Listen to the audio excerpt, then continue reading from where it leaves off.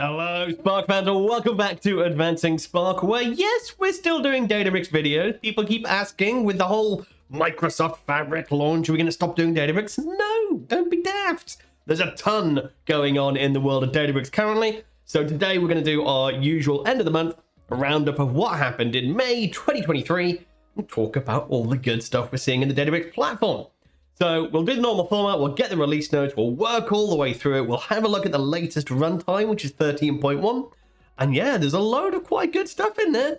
There's a really interesting feature I'm going to come to do with Unity Catalog, which makes our lives so much easier. And yeah, should be good stuff. Now, if you're new around here, as always, do not forget to like and subscribe. Let us know if you've been playing out with the latest runtime, you've been playing with some of these features, what you actually care about, what you're really excited about. It's always good to hear. And yeah, if you're trying to get up to speed with Spark, do not forget, we have our online training platform these days, and there is the 10% Spark fans discount. So use that coupon code if you go and buy anything from our training website, and you get 10% off. All good. Right, let's go and have a look at what is new in the world of Databricks in May 2023.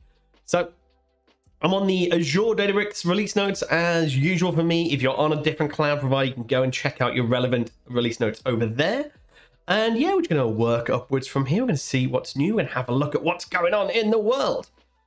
So I call this in the last news. My workspace is just updated. So if you haven't had a look at Databricks in the last month or so, again, you probably should have, then what you'll see now, if you're inside Databricks, you'll see an updated UI. Now there's a little switcher to turn the UI on. And where we used to have a little button up here, that allows us to switch between I want to be in data engineering and data science mode, machine learning mode, or SQL mode. You can see now we've got what they're calling this unified UI. So I've got one screen, and I've got all my different engineering objects, I've got my SQL objects, I've got my machine learning objects, and it's all in a single thing. So we've no longer got a persona switcher. We no longer say, am I feeling like a data scientist today? No, I'm feeling like a machine learning person. I never knew what the difference there was. Am I feeling like a SQL person? It's actually, well, you might be doing bits and pieces of everything, and, you know, data science people write some SQL, data engineers do a little bit of machine learning. It's all a bit of a mix, so it makes sense. We've got one page that's got everything in there. So you should see that. If you don't have that, there should be a little, I've got one right down at the bottom. If I just make this bigger, you should see right down here. There we go. I've got this little disable new UI. So if you don't see this new UI yet, you'll have a little button saying enable new UI, and you'll get this and you can start using it. That's nothing number one. Number two, cluster scope init scripts are going away if they're in DBFS. So if you're currently using that, do be away and you go and turn that off. There's a new way of doing it in your workspace files. Get it from the repo. Just a better way to do it. So have a look at that if you're currently using DBFS based init files. Another one is so change to how we can turn secure cluster connectivity on. So this is one of those things where you used to have to define it as you deployed a Databricks workspace. And it didn't come in that long ago. So if you've had a Databricks workspace that you deployed over a year ago, and then they've enabled all this stuff saying no public IPs, I want to lock it down, I want to cut off whoever can connect into this workspace, you'd have to trash and redeploy your whole Databricks workspace, which is nuts. Whereas now they've enabled it so you can do it to an existing workspace. So if you've got an existing workspace and you're a bit annoyed that you couldn't have turned on some of the new security features around limiting which IP addresses can connect to it, you can now go and have a look at it. And that's certainly worth having a look at if you haven't done that setup and you are trying to make it the most secure and most restricted environment it can be. Major announcement, obviously we've got Databricks SQL Serverless going GA. Various supported regions you can go and do that in. So again, the regions, there aren't that many regions in Azure you can do it in. So we're having a look. So serverless SQL warehouses alongside serverless model serving. You can see, so Central US, East US and 2, North Europe, I care about, West Europe, the other one I care about. There's only those regions. So it's only a handful of regions you can actually use. A few US ones, a couple of UK, a couple of Europe ones, not UK. But yeah, as long as you're on one of those regions, you can go ahead and start using Databricks SQL Serverless more in anger than you used to be able to. It's no longer in preview. It is now GA there, which is very cool.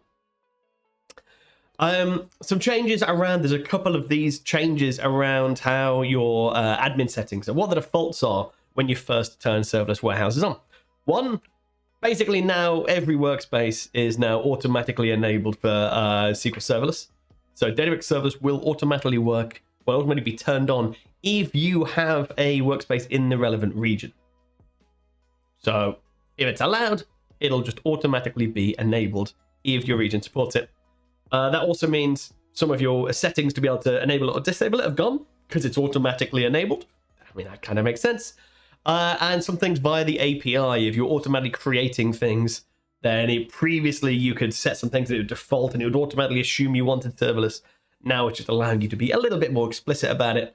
And you do have those parameters you can pass in to say, should this be serverless or not? So with the GA of Databricks SQL Serverless, there's a few changes around the UIs, a few changes around the APIs, there's a few changes to things that we can do, just making sure it's working properly. Kind of makes sense. It's all good. It no longer automatically assumes you want a SQL Serverless cluster. That will start the moment you look at any SQL. So I'm glad that's gone. I've accidentally started many Databricks SQL Serverless endpoints, which is minorly annoying. Not going to do that anymore. So now you have to go and click some buttons to create your first one when you first log in, which just makes sense. Right, so that's our Databricks SQL Serverless. Lots of things going on there. This next thing is very cool. So with Delta sharing, we saw Delta sharing come in. It was announced last year at the Data AI Summit, and they were talking about this whole mad idea of what we could do under Delta sharing. And then we've seen it, and it's basically just sharing Delta tables. It's if you've got a Delta table already, you can share it with someone by creating a share and adding tables to that share and sending it to someone. And it's like, well, great. It's really cool. That enables so many conversations, so many things. But it's not what the message was originally about Delta sharing. They're saying, well, they want it to be loads of things in there. They want it to be notebooks. They want it to be machine learning models. They need to be various different experiments inside MLflow. So many things you could share via Delta sharing. And this is the first step. So we can now share a notebook. If you've got a Databricks notebook and you've done a load of stuff in there, you can say, well, actually, I want to create a Delta share. I want to add some Delta tables to it. And I want to provide some notebooks that are actually using those tables and bundle all of that into a single share. You can now do that via Delta sharing. It's really cool. So definitely a thing to look into. Definitely a thing to go and have a bit of investigate of. A few things in there. Just they've got some information about how you set up the share, what the thing is, how you go about updating them, how you go about giving people access to get hold of those notebooks. Lots of information in there. But yeah, really interesting feature to kind of basically take Delta sharing and turn it into more than just a data sharing thing. It's now a knowledge, it's now an empowerment, an insight sharing thing. You can do loads of things in there. Account consoles, you can now give an account nickname to your various different Databricks accounts. Sure, makes sense. Just a better way of managing things across it. George China now supports Unity, getting rolled out to more and more places. Terraform changes. Again, we're seeing many Terraform changes in each of our month's releases now, just keeping up and adding some more things in there. This is interesting. So, running file-based SQL queries in your workflows. So, a couple of things to bake into that. One, the fact that we can just have a Databricks workflow that kicks off some SQL. We saw that be talked about fairly recently. But this is pointing to a SQL file sitting in your Git repo. So if you have just a feature branch in your repo, it's got a SQL file in there, you can set a job up to go and run that file. So if that file changes, it just goes and runs whatever that current version of that file is. It finds in that Databricks repo in whatever refresh cadence it's had. So super interesting. If you've got a lot of SQL and you just want that SQL to run and run on a regular basis, but it's more complicated than just a SQL query that you can kind of jam into the Databricks SQL side of things. If you have a big SQL script, you want the whole thing to run, we can now schedule it via a Databricks job and have it properly coming from your Databricks source control in Databricks repos. Super interesting. Loads of use cases, loads of things you can do in there, but there's even more in terms of actually making SQL run properly. We'll come on to that in a second. We're going to do Databricks runtime. So 13.1 we've got in beta. It's also gone GA. We'll have a look at that once we've gone through the platform release notes. There's a load of things in there. Managed identities is now GA for Unity Catalog. So with Unity Catalog, rather than mounting lakes, so when you have a Databricks workspace, in the old days, we'd take our ADLS Gen 2 or our Amazon S3 bucket, wherever our lake happened to be, and we would use DB utils to mount that lake to Databricks. The Databricks would see it as if it was a local drive. But that had to be done on each individual workspace, which isn't very good. Now, with Unity Catalog, we get this whole concept of an external storage location and external storage credentials. And we do that at the metastore level, so any Databricks workspace hooked up to that metastore will get this shared access into that particular drive. Now, those credentials, there's a few different ways of doing it, but it's assuming that you've got a service principal. And if you don't have a service principal, it's assuming that you've got a managed identity. So managed identities inside Azure is when you have essentially things signing in as itself. So you can spin up Data Factory, and then Data Factory automatically has a service account essentially named after that Data Factory. It can go and authenticate as itself. Databricks doesn't have that. Databricks doesn't have a managed identity. If you deploy Databricks inside of Azure, it doesn't automatically create a managed identity for Databricks. However, there's a thing that you can do which creates a managed identity for it. So if we're in just the Azure portal and we go, I'm going to want to create a resource, I'm going to call it, go look what Databricks things I've got. You'll see there's this new thing called the Access Connector for Azure Databricks. That is creating a managed identity for a given Databricks account.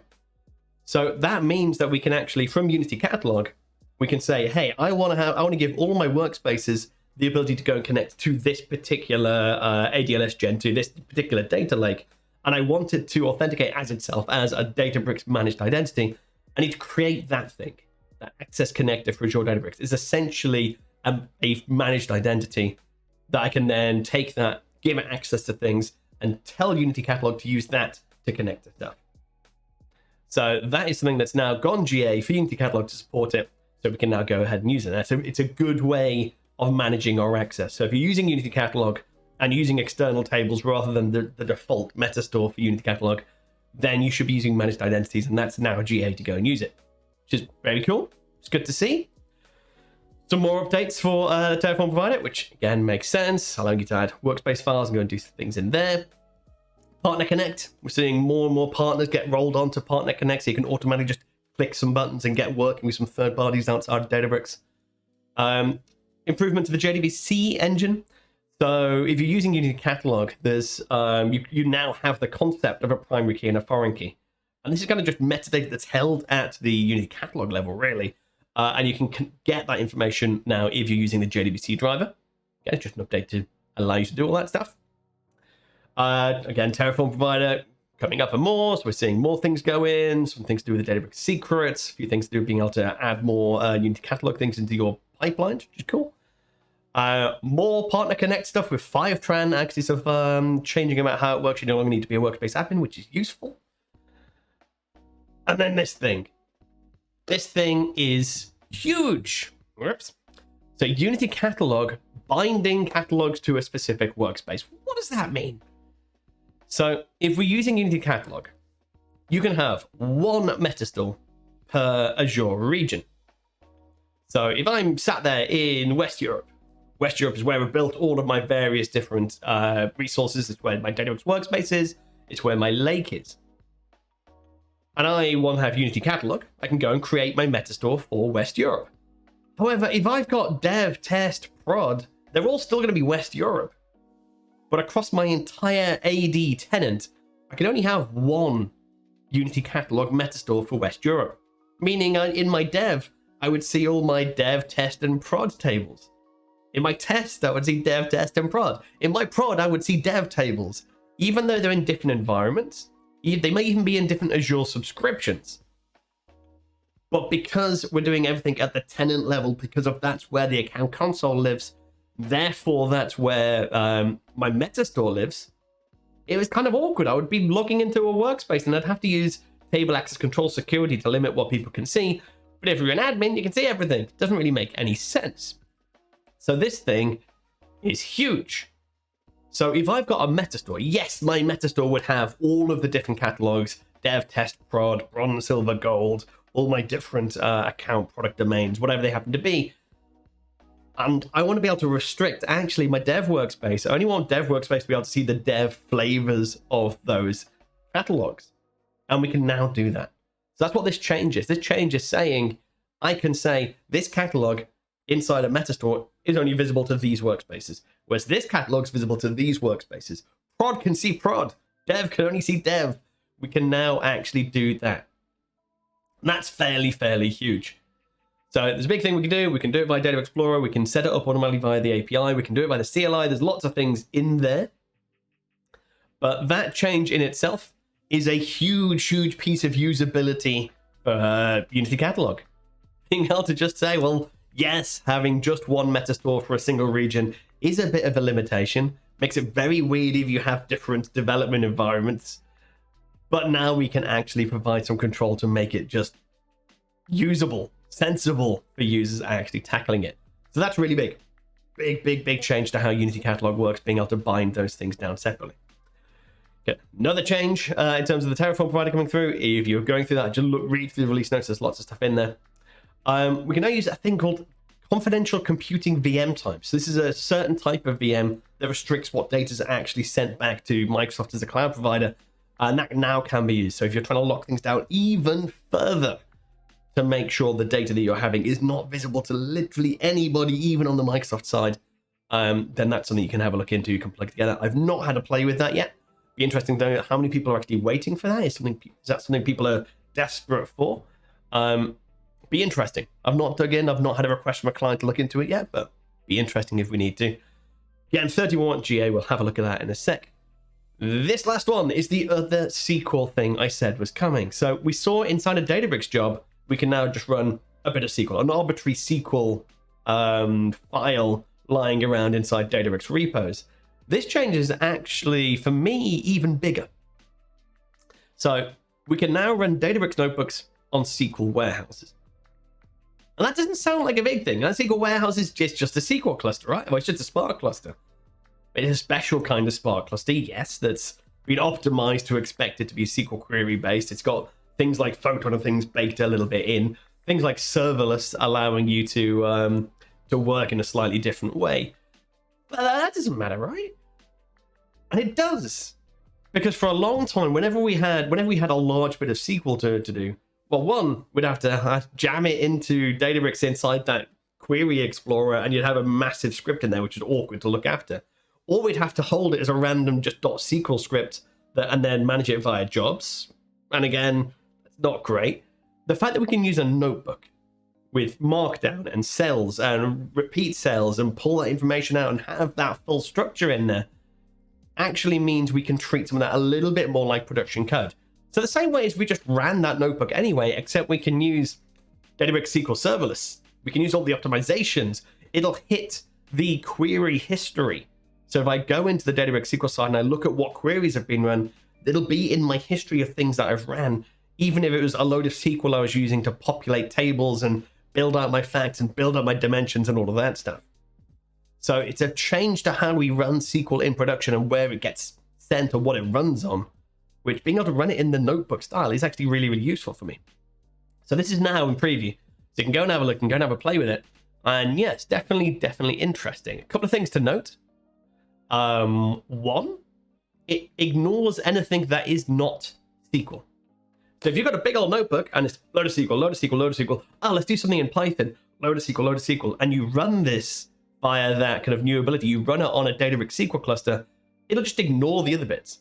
It'll just skip over anything that's in Python or Scala. It will only run SQL. And technically it'll run markdown cells, but that's just going to show you the markdown. They don't really run. But yeah, so this is, be slightly careful with it. You have to be very purist and go, this is only SQL and markdown in this notebook. But then when we say attach it to a cluster, you've got a little switch over and say, actually, I want to do this on a SQL warehouse, not a general cluster. And then we can pick just one of our existing ones. So if you already have a SQL warehouse stood up that's serving out a load of data, and you're like, well, why do I have to spin up a separate Spark cluster to do a load of work when I've already got one that's sat there? I could just be using that for it as well. You now can. You can now use your SQL warehouse for a load of other work as long as it is SQL based, and then that will all pull together. So yeah, definitely interested. Definitely some interesting things to do.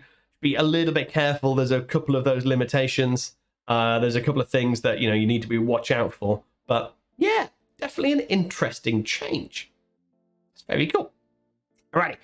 So let's have a look at this runtime. We've got runtime 13.1 that is now out in GA. You can go and start using it. And there's a few things in there. So one, there's some new SQL functions. So you can now actually prepend things into an array if you want to. There's a little try decryption for you, kind of if you're doing that AES encrypt and decrypt, you want to go and test things. If things are working, you can go and play around with that. And SQL keywords is interesting. So if you just want to say, look, what are all the SQL keywords? What are all the reserved words that the Databricks SQL actually understands? Well, I'll run that and I'll say, well, action is one, adds one. I don't limit it to that, but you can go run that and just see what are all my keywords. Just a useful thing for helping people explore it and get used to working in the SQL statement. That's fine. A few advancements in terms of structured streaming.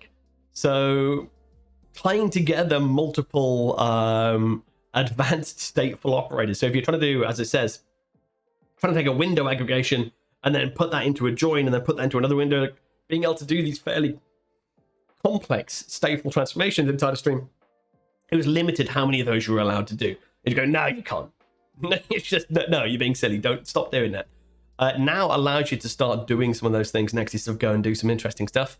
So definitely some interesting potential in there. There'll definitely be performance things you need to think about. Definitely need to think about the latency of your overall stream if you're adding in some of these more complex things. But yeah, no, really interesting in terms of what that enables and what people have been trying to do and the workaround you're trying to have to do with it afterwards. I'm going to skip down a couple, still talking about streaming. So dropping duplicates within watermarks is one of those ones that we always had to work like an awkward way around. If I wanted to drop duplicates in a stream, well, it would go, well, duplicates. Oh, well, I actually had a record with that same ID like 3 months ago, meaning I need to keep all records that have ever come through in memory, in state, so that I can actually go and work that out. And it was really painful. With being able to say drop duplicates within a watermark actually means we can time bound it. And yeah, if I get 2 records of the same ID within 5 minutes, yeah, dedupe. But don't worry if you got that record, 3 months ago. So being able to do some of those operations is really, really useful. What we used to have to do, if we had something like that we were worried about, is inside the for each batch, we'd end up with a dedupe. And then that's only time bound about whatever that batch is, and that changes the trigger window we'd have to have. Basically, we had to just find odd ways to work around that issue in the past. That's just a really useful thing that allows us to work with some of these issues. If we have data quality issues, if we get double send events for any reason, just being able to work around it is super, super useful. Okay, other bits. Shallow clone is now working inside of Unity Catalog in preview. So shallow clone in Delta, you've got, if you clone a table in Delta, you've got 2 modes. You've got shallow and deep. Deep just copies the whole table, including all current active data, over into a new state. Shallow clone doesn't copy any of the data. It makes a new Delta table, and the transaction log just basically points at all of the other tables' files, going, well, get that, go get that, go get that.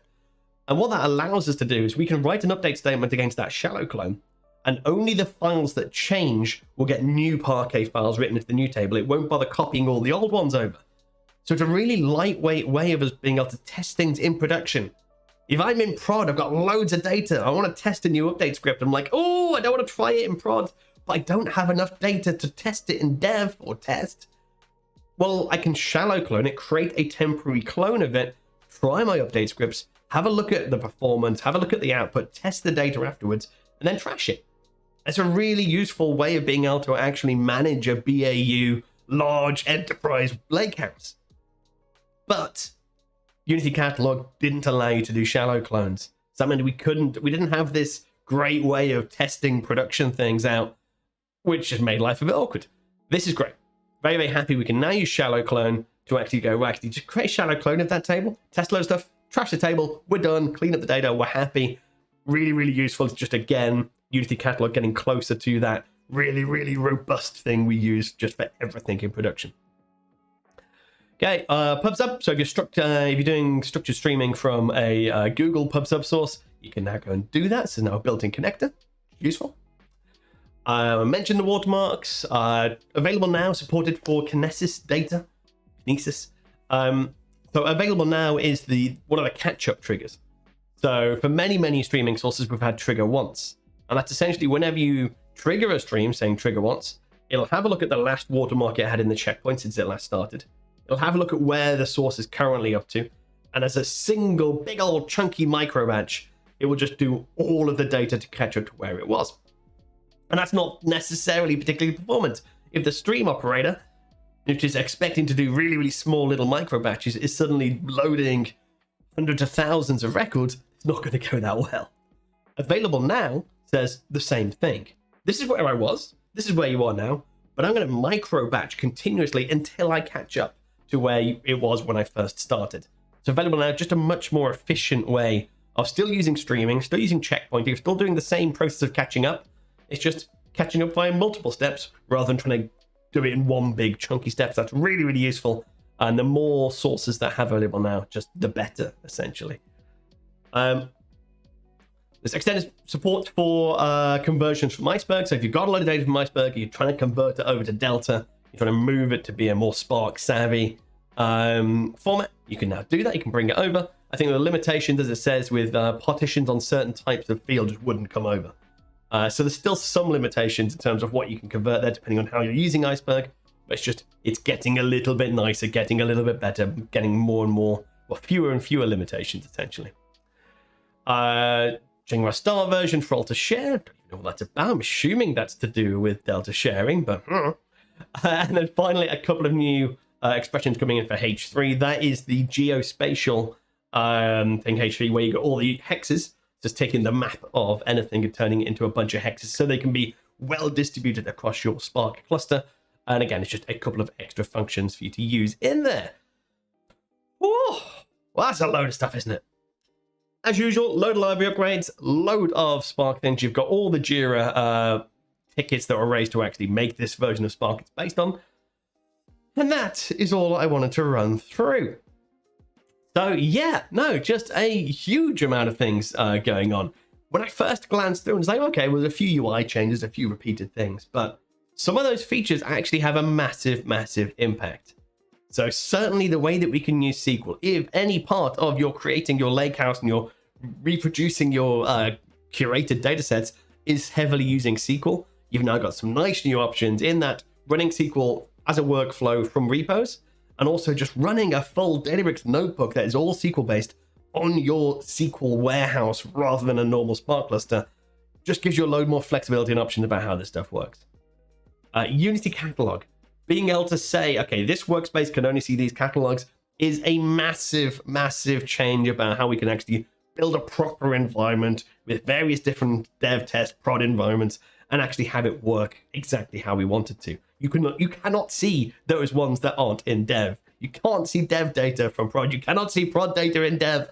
So important in terms of getting these, building something that InfoSec will actually approve. Building something that, you know, your architects in your company won't just throw you out the room laughing. Making sure this is a good, secure, enterprise-ready thing is just so important in terms of getting this stuff done. And yeah, really good to see. So, as always, don't forget to like and subscribe. We've got loads more Databricks videos coming up. There's still some things I promised I would do videos about, but I've been on holiday. Sorry. You know how it is. And then we'll be getting to those next week and beyond. So, until next time, cheers.